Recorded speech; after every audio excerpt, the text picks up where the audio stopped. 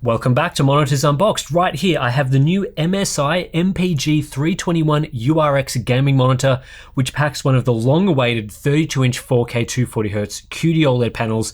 And in this video I'm going to share as much as I can about this product. This is a pre-production preview sample, so unfortunately I'm not allowed to share any performance data just yet. I can't review it for you guys until final samples are available. But I do have quite a bit of information to go over and some answers to questions I expect that you might have. To start with, the 321 URX will be available in North America, Europe, Australia, and New Zealand starting in February of this year, with a wider launch in March. It'll be priced at $1,200 US, which doesn't sound too bad to me. That's right around the mark of other high-end OLED displays and should slot in nicely given 1440p 240Hz WOLEDs are now down around the $800 mark. It is of course still an expensive monitor. It's a high-end product, but this is far from outrageous given what some monitor manufacturers have charged for true HDR displays over the last few years. I think the pricing is also indicative of the competition that is set to hit the gaming monitor market in 2024. This MSI model isn't the only one to use this 4K QD-OLED panel.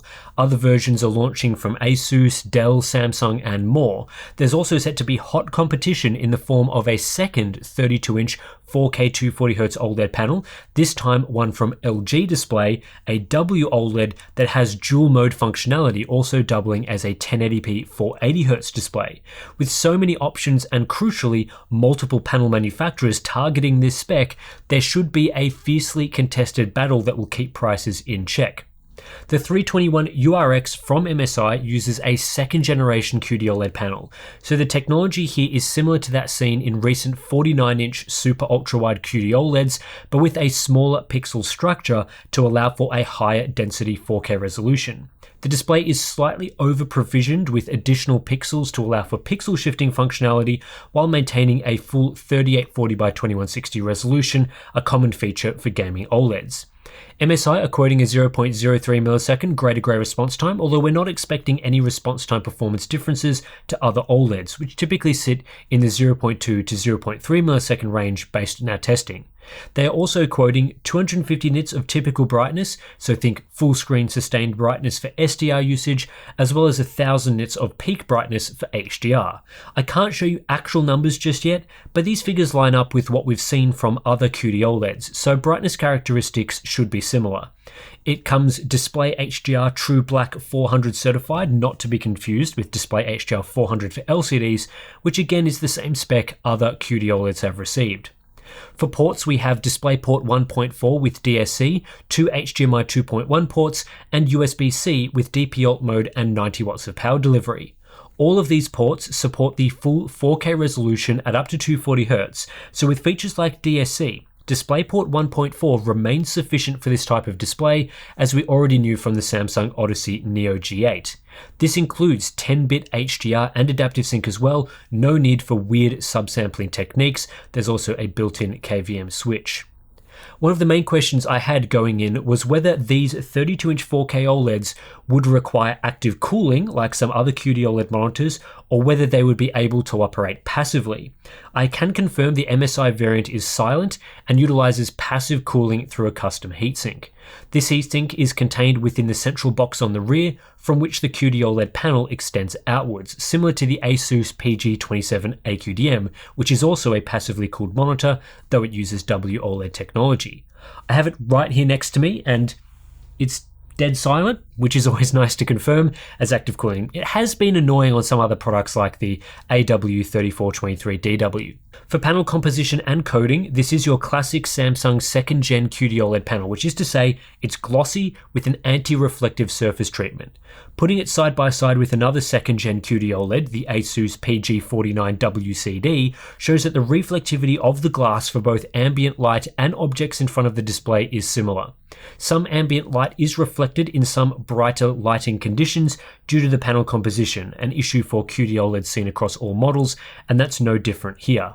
However, as TFT Central has proven, this second-gen QD-OLED design is a bit more effective than first-gen QD-OLEDs like the 34-inch 3440 by 1440 175Hz panels in terms of minimizing ambient light reflectivity. Mirror-like reflections are also seen at times, though generally QD-OLEDs are decent at minimizing this issue compared to other glossy panels. So if you're wondering whether you'll need to optimize lighting conditions to use a 32-inch 4K QD-OLED monitor, I suspect that will be the case, though to a somewhat lesser extent than the original ultrawides. In my office area, which is often well lit through sunlight and overhead lights, I did notice raised blacks, but when moving lights behind the display or using it in a dimmer environment, it's a complete non-issue. I think what I've said previously about QD-OLED panel coating and composition will remain true with these newer 4K panels as seen in the MSI 321 URX, but I'll need more time with it and to do more testing to confirm what I've seen in this initial hands-on preview. Pixel density and text clarity is another big question I've seen. Is a 4K QD-OLED suitable for desktop work? Well, putting burn-in aside for a moment, I was genuinely quite impressed with the text clarity having now used this monitor for several days. Again, no extensive testing, but my initial impressions are that the pink-green fringing seen from 1440p class QD-OLEDs, especially the initial wave of 34-inch ultrawides, is much less noticeable at a 32-inch 4K pixel density.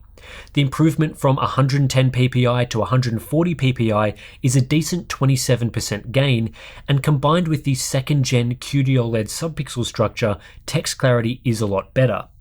I typically use 32-inch 4K monitors at 125% scaling in Windows, which looks great on the 321 URX, but I also tried 100% scaling and found that to be very usable as well. On first-gen QD-OLEDs at a lower pixel density, the fringing issues are pretty easy to spot and was one of the downsides I pointed out in those reviews, whereas on this monitor the text clarity looks pretty great. Of course, some people never had an issue with the first generation panels either, but I think those people will notice an improvement with the 32-inch 4K panels, and I suspect anyone on the fence who is worried about text clarity will be very satisfied with this display.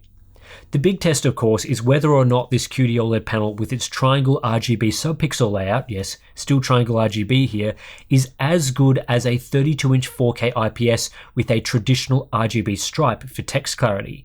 You'll have to wait until the full review to see a more extensive look at this, but my initial thoughts are that it's actually surprisingly close. To my experienced eyes, I'd say an IPS panel still looks slightly better, but I think a lot of people would find it hard to spot the difference. It truly looks like this MSI monitor and QD-OLED panel are able to deliver a real 4K experience for text. On the burn-in side of things, OLED still carries a risk, and with second-gen QD-OLED and really any OLED, we're still in a bit of an unknown phase where we really don't know how long these sorts of panels will last for desktop usage. I suspect a lot of buyers will be interested in a display like this for both gaming and desktop work. I don't know how comfortable I'd be recommending it for that, but I did spot some interesting features that MSI are providing. In the OLED care section, we have all the usual stuff for burn-in mitigation: pixel shifting, panel protect, aka panel refresh, pixel compensation, and static screen detection. However, there's also some new stuff: multi-logo detection, taskbar detection, and boundary detection. These are additional measures to detect and dim static elements. Taskbar detection, for example, does exactly that. It attempts to recognize and dim the Windows taskbar, helping to prevent that area from burning in, even if the overall screen brightness is relatively high.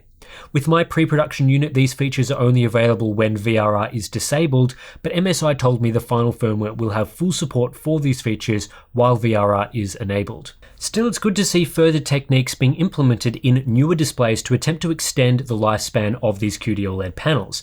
Eventually, it'll get to the point where these panels are robust enough and the panel care features smart enough that these sorts of monitors will be perfect even for desktop use, and we won't need to worry about burn-in. Again, not sure we are there yet, but it's something I'll look into when I get my hands on a final retail version. As for my impressions using the 321 URX for 4K 240Hz HDR gaming, well, yeah, It's a very impressive experience. It's a bright monitor with an excellent contrast ratio. It appears to be the same QD-OLED experience I've come to love in other products, but now at a highly sought after size and resolution. That's basically what everyone has wanted since the dawn of OLED displays, an actual high resolution gaming version at a decent size. This appears to be that, and it's been a joy to use so far. But again, this isn't a review, and I haven't used it long enough to figure out if there are performance issues, missing features, or other annoyances. But so far, it's been pretty good.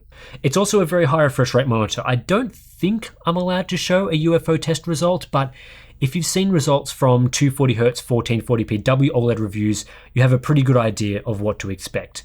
The motion clarity here is excellent, and with such a high resolution and refresh rate combination, this is the sort of product that should last for a long time through several generations of GPU hardware. During my hands-on time so far, I didn't spot any problems with low brightness flicker, low refresh rate gaming, or adaptive sync, but again, I haven't run it through the full set of tests I have for that yet. Finally, just some quick words on the design. I think it generally looks alright, especially from the front where the main display section is thin and has relatively slim bezels.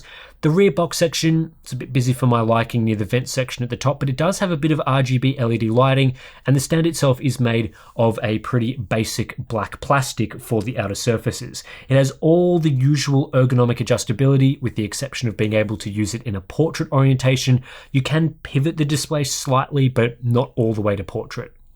So those are my initial impressions of the MSI MPG 321 URX. If you want to see a full review with actual performance numbers, I should be receiving a final retail model in February to test it out around the time of release. Again, this monitor will be available in February for $1,200 US, and I'm very excited to check it out. This very much appears to be the flagship gaming monitor that many people were waiting for. Of course, it will be interesting to see what other vendors do with this QD-OLED panel, as well as how the dual mode WOLED panel stacks up with its interesting 1080p 480Hz mode. It appears as though these QD-OLEDs will hit the market first, with the WOLED panel to follow, but certainly plenty of testing to do in 2024. So anyway, if you want to see more about this MSI QD-OLED monitor, then the best way to do that is subscribe to this channel, because you'll be able to get our review of it as soon as we do have that product in and our review ready. If you want to support our independent testing and all the stuff that we do here at Monitors Unboxed, then please do consider supporting us via our Patreon or Floatplane accounts. Links to those are in the description below. Also, shout out to MSI, who did send over this monitor to our studio for testing. Well, not so much testing, but at least a preview of the monitor. I believe most other people are getting hands-on time with this at CES. We are not attending CES this year, but MSI still found a way to get this particular monitor to us to get some hands-on time with it. So really appreciate that sort of thing, because it is much easier to get a hands-on preview that's not at a busy trade show. So big shout out to MSI for that. Anyway, that's it for this one. Thanks for watching. We'll catch you in the next one.